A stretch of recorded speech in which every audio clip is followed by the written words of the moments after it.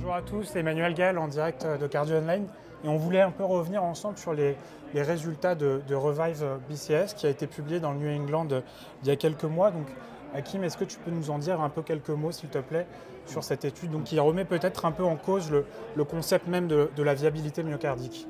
Bonjour Emmanuel, bonjour à tous. Effectivement, alors on a deux alliés lorsqu'on fait des staffs médico-chirurgicaux, c'est l'ischémie et la viabilité. Et la viabilité, c'est un élément déterminant pour effectivement prendre la bonne décision. Et jusqu'à présent, la viabilité était considérée de manière booléenne. Le patient est viable, il faut revasculariser le territoire.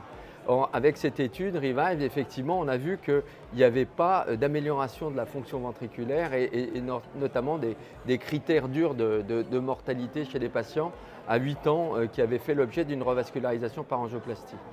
Donc effectivement, c'est introduit un doute sur un élément qu'on pensait acquis.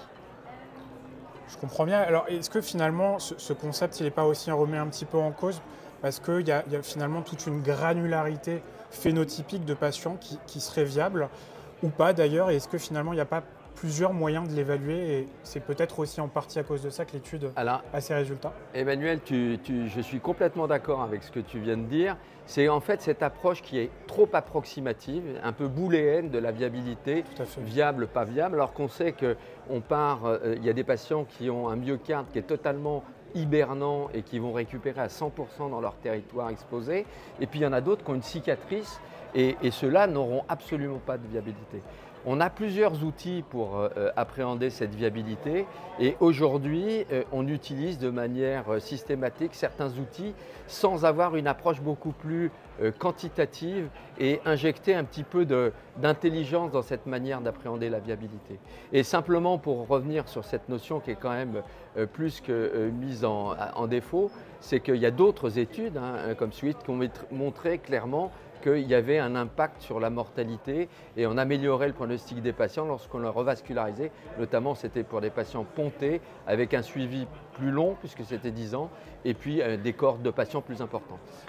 Donc en pratique, devant un patient avec une dysfonction ventriculaire gauche symptomatique, une FEVG inférieure à 35%, quels sont les outils dont on dispose actuellement pour évaluer ces patients-là et éventuellement les référer en vue d'une angioplastie? Alors ce qui est certain, c'est qu'aujourd'hui, après cette étude, on se rend compte qu'on n'est pas complètement au point. Parce que le concept de viabilité reste présent et on sait qu'il y a des patients qui vont être améliorés par la revascularisation des territoires. On a plusieurs outils pour essayer d'appréhender, quantifier cette viabilité. On a l'IRM qui est une approche anatomique de cette viabilité avec l'épaisseur nécrosée. On a des approches plus fonctionnelles comme la scintille et surtout l'écho de but. Et puis on a une approche aussi qui est le PET scan. Aujourd'hui, on sait qu'il y a plusieurs outils.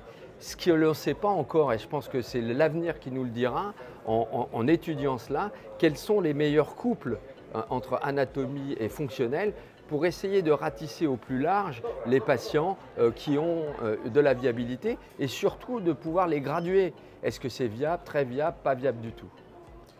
Donc la multimodalité dans l'approche intégrative. Et puis une approche effectivement des différents outils pour en tirer le meilleur. Tout à fait. Merci beaucoup Hakim. Merci à toi Emmanuel.